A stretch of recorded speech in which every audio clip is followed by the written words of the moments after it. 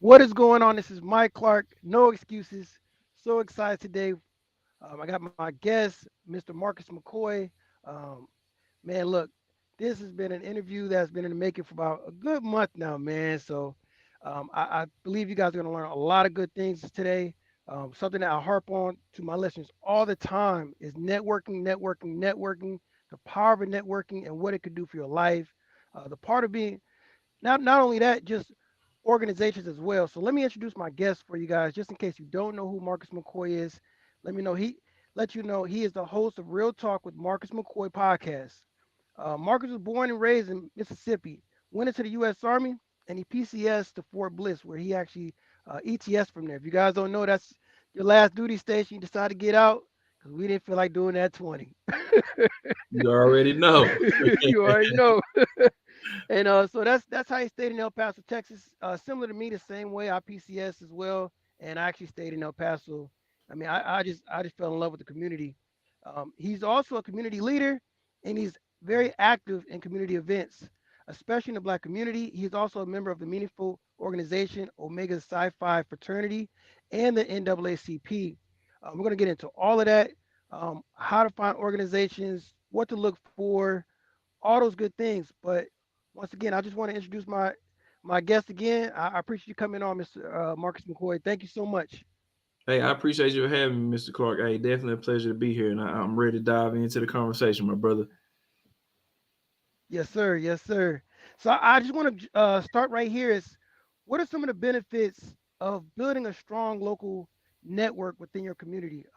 I guess when I ask that question, a lot of people don't understand what is a community, and the way I would describe it is, where do you currently live? It doesn't necessarily is based off a race or a financial factor. It's just where do you partake? Where do you live at the current moment? So where do you reside, and do you want to be a part of that community and start learning and helping out that community? So if you don't mind, just like I said, just give us a couple benefits of why you would even want to be in a have a local network.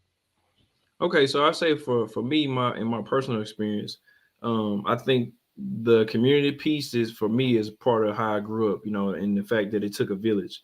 So, being a part of this community in El Paso, the benefits I see is well, one like you mentioned is networking, but I feel like you're also for me, you're talking about legacy. You're talking about the what you're gonna leave behind, the bridges you're gonna build for somebody else to come behind later on.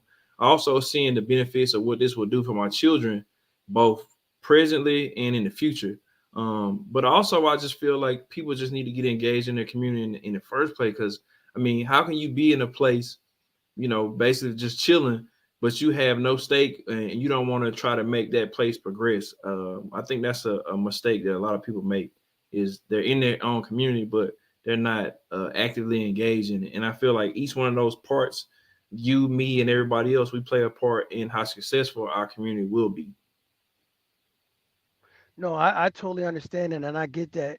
And I got a good example about that is I remember my father, we've been living in the same neighborhood for the last 20 years.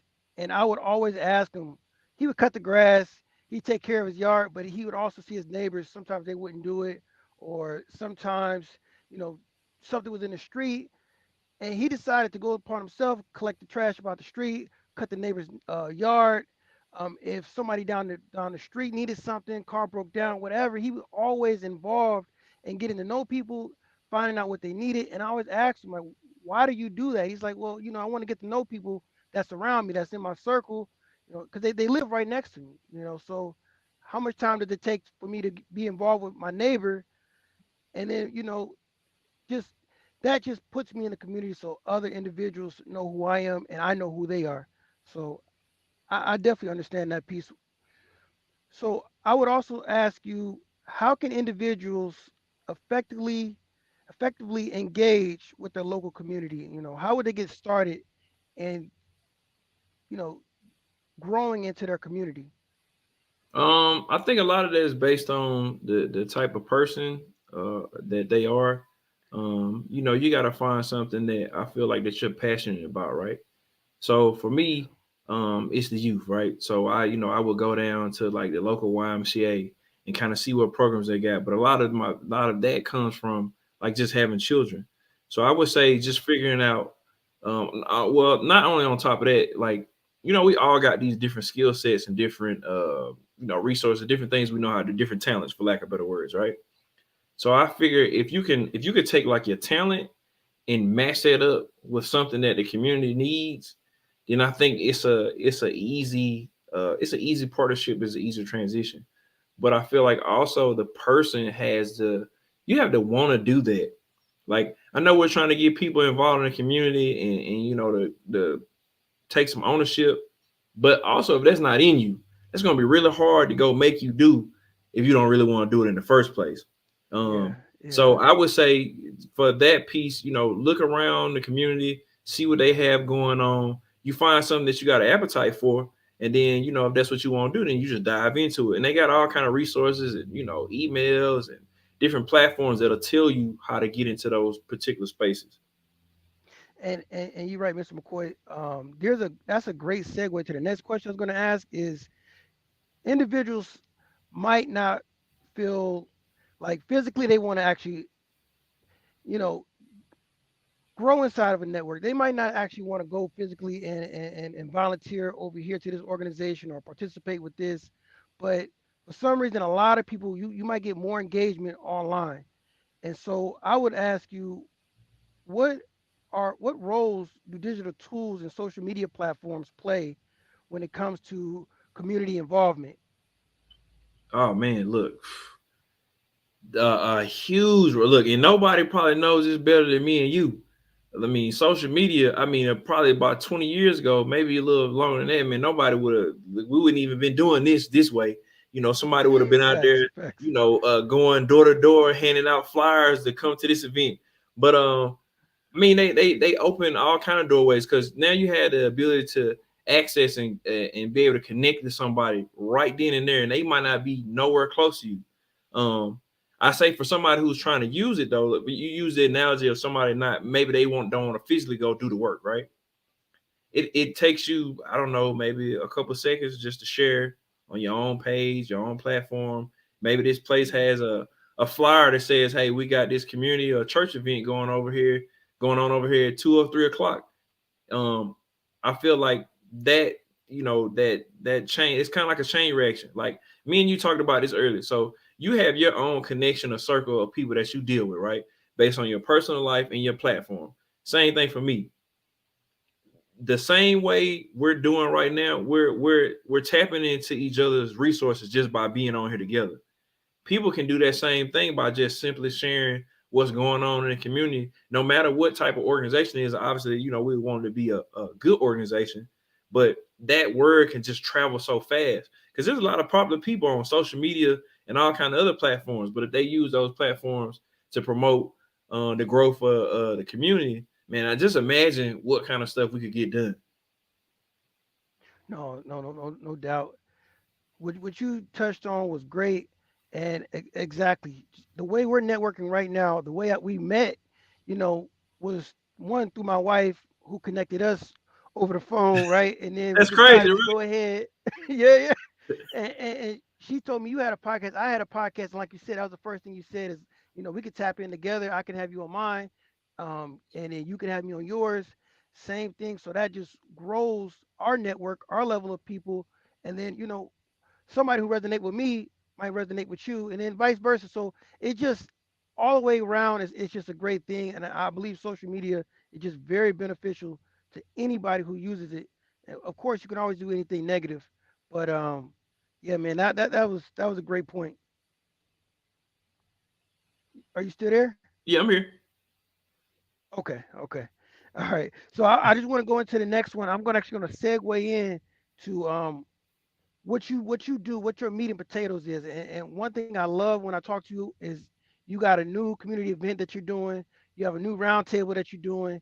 And I know there's a lot of individuals who want to do this.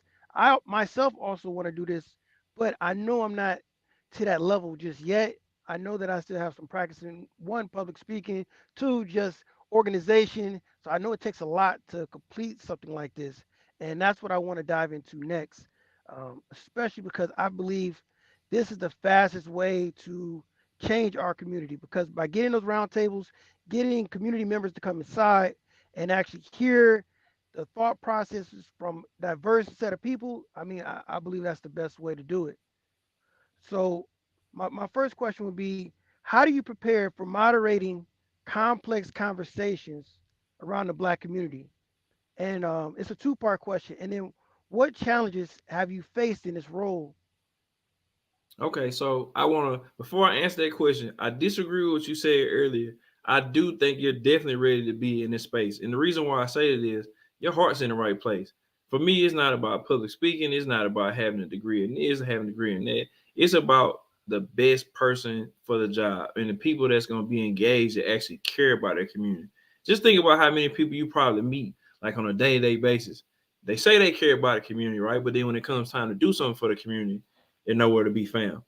But as far as Yeah. the two-part question, I think when I'm preparing for a complex situation, first I always when I'm gonna have somebody on my particular platform, we kind of talk this thing out before we ever get on the air. So I make sure we're on the same page.